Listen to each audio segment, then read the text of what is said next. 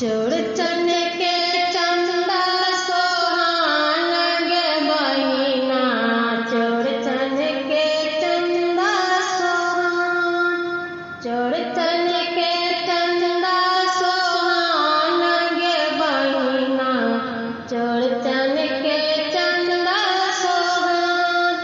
घर आंगन अम्मी का सनिप बही, घर आंगन अम्मी का सनिप बही, पूजा के करबै ओरियान गे बहिना, चौड़चन के चंदा सोहान, चौड़चन के चंदा सोहान गे बहिना, चौड़चन के चंदा सोहान। छाछी मटकुरी में दही जमेबै, छाछी मटकुरी में दही जमेबै, डाली में रखबै पकवान गे बहिना, चौड़चन के चंदा सोहान, चौड़चन के चंदा सोहान गे बहिना, चौड़चन के चंदा सोहान।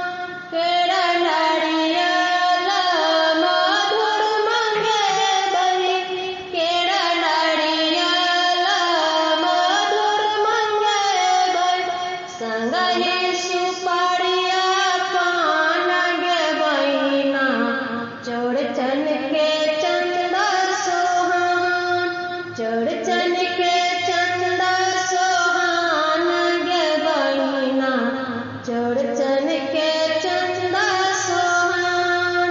कल जोड़ी सब गोटा आशीष मंगबै, कल जोड़ी सब गोटा आशीष मंगबै, अंगना में ओता भगवान गे बहिना, चौड़चन के चंदा सोहान, चौड़चन के